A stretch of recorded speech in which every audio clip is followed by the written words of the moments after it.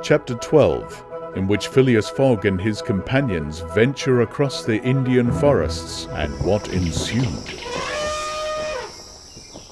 In order to shorten the journey, the guide passed to the left of the line where the railway was still in process of being built. This line, owing to the capricious turnings of the Vindhya Mountains, did not pursue a straight course. The Parsee, who was quite familiar with the roads and paths in the district, declared that they would gain 20 miles by striking directly through the forest. Phileas Fogg and Sir Francis Cromarty, plunged to the neck in the peculiar howdahs provided for them, were horribly jostled by the swift trotting of the elephant, spurred on as he was by the skilful Parsee. But they endured the discomfort with true British phlegm, talking little and scarcely able to catch a glimpse of each other. As for Passepartout, who was mounted on the beast's back and received the direct force of each concussion as he trod along, he was very careful, in accordance with his master's advice, to keep his tongue from between his teeth, as it would otherwise have been bitten off short. The worthy fellow bounced from the elephant's neck to his rump, and vaulted like a clown on a springboard, yet he laughed in the midst of his bouncing, and from time to time took a piece of sugar out of his pocket, and inserted it into Keawe's trunk, who received it without, in the least slackening his regular trot. After 2 hours the guide stopped the elephant and gave him an hour for rest, during which Keawe, after quenching his thirst at a neighbouring spring, set to devouring the branches and shrubs round about him. Neither Sir Francis nor Mr. Fogg regretted the delay, and both descended with a feeling of relief. "Why, he's made of iron!" exclaimed the General, gazing admiringly on Keawe. "Of forged iron," replied Passepartout as he set about preparing a hasty breakfast. At noon the Parsee gave the signal of departure. The country soon presented a very savage aspect. Copses of dates and dwarf palms succeeded the dense forests, then vast, dry plains dotted with scanty shrubs and sown with great blocks of cyanate. All this portion of Bundelkund, which is little frequented by travellers, is inhabited by a fanatical population, hardened in the most horrible practices of the Hindu faith. The English have not been able to secure complete dominion over this territory, which is subjected to the influence of Rajas, whom it is almost impossible to reach in their inaccessible mountain fastnesses. The travellers several times saw bands of ferocious Indians who, when they perceived the elephant striding across country, made angry and threatening motions. The Parsee avoided them as much as possible. Few animals were observed on the route. Even the monkeys hurried from their path with contortions and grimaces which convulsed Passepartout with laughter. In the midst of his gaiety, however, one thought troubled the worthy servant. What would Mr. Fogg do with the elephant when he got to Allahabad? Would he carry on with him? Impossible! The cost of transporting him would make him ruinously expensive. Would he sell him or set him free? The estimable beast certainly deserves some consideration. Should Mr. Fogg choose to make him Passepartout a present of Keawe, he would very much be embarrassed, and these thoughts did not cease worrying him for a long time. The principal chain of the Vindhyas was crossed by 8 in the evening, and another halt was made on the northern slope in a ruined bungalow.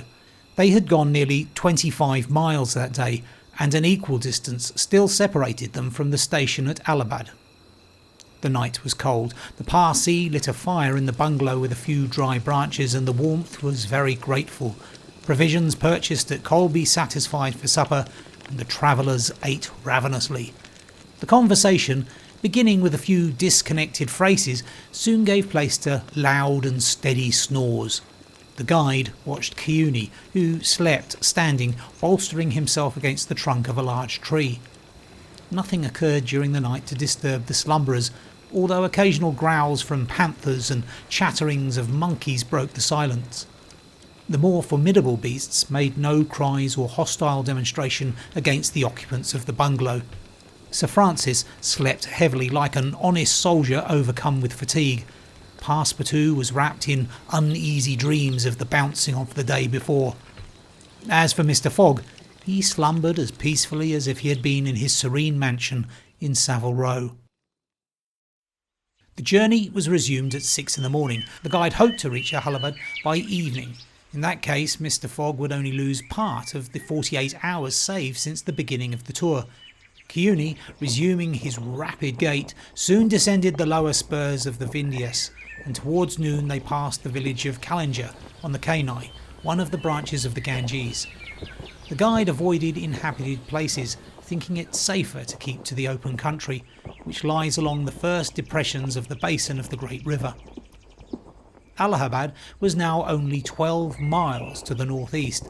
They stopped under a clump of bananas, the fruit of which, as healthy as bread and as succulent as cream, was amply partaken of and appreciated. At 2 o'clock the guide entered a thick forest which extended several miles. He preferred to travel under the cover of the woods. They had not, as yet, had any unpleasant encounters, and the journey seemed on the point of being successfully accomplished, when the elephant, becoming restless, suddenly stopped. It was then 4 o'clock. What's the matter?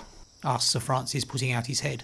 I don't know, officer, Replied the Parsee, listening attentively to a confused murmur which came through the thick branches. The murmur soon became more distinct. It now seemed like a distant concert of human voices accompanied by brass instruments.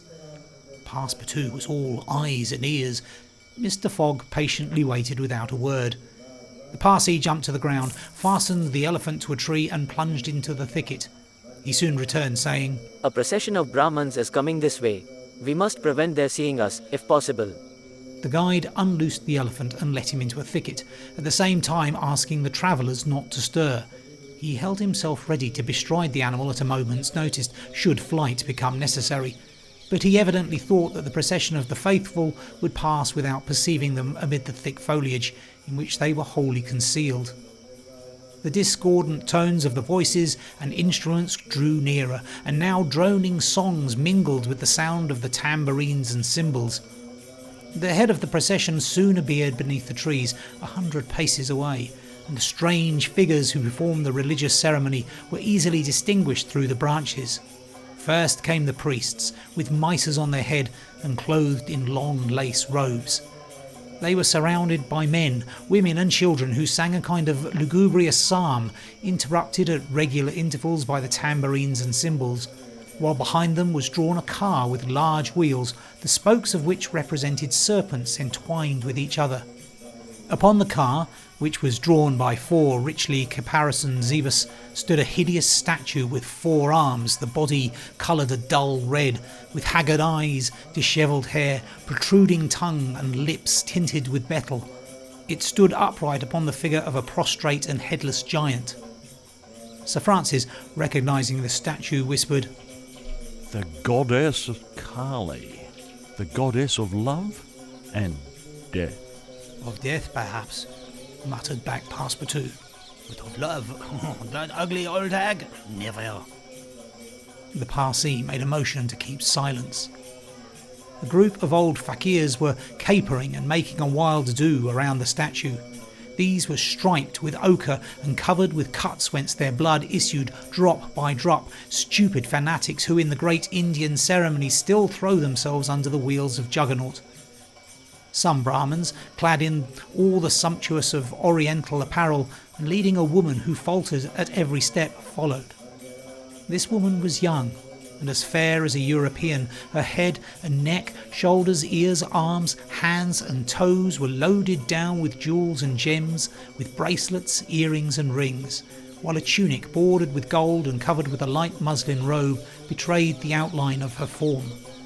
The guards who followed the young woman presented a violent contrast to her, armed as they were with naked sabres hung at their waist and long Damascene pistols, and bearing a corpse on a palanquin.